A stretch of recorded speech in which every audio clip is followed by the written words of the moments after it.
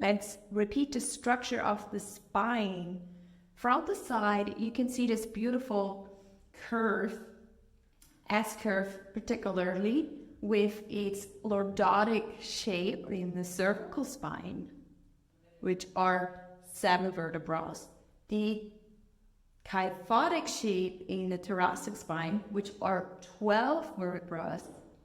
And then the lordotic spine again in the lumbar spine, 5 vertebrae, continuing into the sacrum and then tailbone.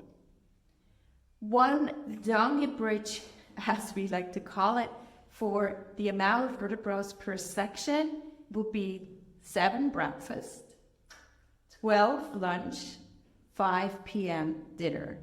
So if that's something that helps to stick, use that shortcut. Now, when we look from the back, we see more or less ideally a straight spine. The moment this spine is deviating to the left or to the right, we call it a scoliosis. There's thoracic scoliosis, there's lumbar scoliosis, and both have expression. So when there's a scoliosis in the cervical or thoracic area, what you will notice is the moment you're down with your hands on the ground, that they tend to not position themselves leveled. So there tends to be this shift in the placement of the hand.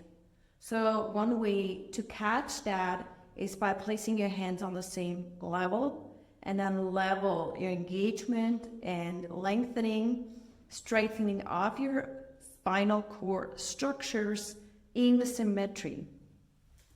If there's more a lordotic deviation, which I have to add is rarely just a deviation to the left or to the right, there's often with that also a rotational component, then you will more likely notice that in the positioning of your pelvis. So one of the pelvic ridges is higher than the other, or you will notice it in the placement of your feet. They potentially start being not leveled as well, yeah?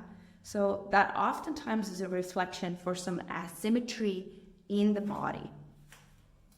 That being said, from the back, a healthy upright spine has this S-curve with its shape of the lordosis and the kyphosis. And that's something we want to maintain. There's never the idea that we want to flatten what nature has given us. Far more, there's the idea of lengthening the structure and strengthening that neutral position or that optimal blueprint for each individual person. Good. Now, when we look at these sections, there's something very specific. We have the cervical spine that carries quite a heavy head, 3 to 4 kilos, yeah, and that has nothing left than right, front, and back. As we go down to the thoracic region, we see, there's a whole rib cage around. There's 12 ribs connecting the side joint of each vertebra into either the sternum, the bottom cartilage of the lower ribs, or even some of the ribs are free-floating. Now, this rib cage serves to really protect the most important organs in the body, and yet it creates potentially more stiffness in this section of the body. Then when we look lower down, we see the lumbar spine, which is also free-floating in the sense that there's nothing front, back, left, or right. So we really have this component of a lot of mobility in the cervical spine, so we can see who's behind us, less or restricted movement in the thoracic spine, and then again, more freedom, medium freedom in the lower spine.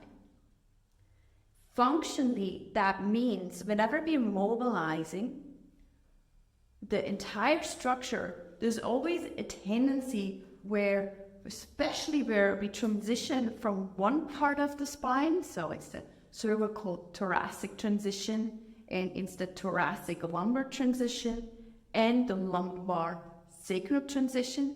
There's a tendency that the movement happens mostly in that area as opposed to in an integral way through the entire spine. So that's where we want to be cautious.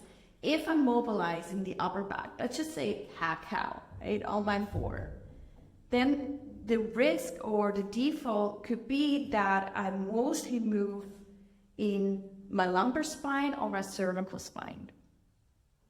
So you want to bring stability to those two areas in the body so you can really mobilize the part that comes with other circumstances that challenge mobility. Same for back bends as an example. When we work in deeper back bend, there's always the tendency that we mobilize the most in body regions that already have a lot of mobility. So therefore, you want to bring a lot of stability through the leg, inner leg engagement, pelvic floor, transverse from the lower body into the lumbar spine, so you can really work on that mobility in the upper back. Quite a challenge, but a beautiful way of using the body in a very complementary kind of way.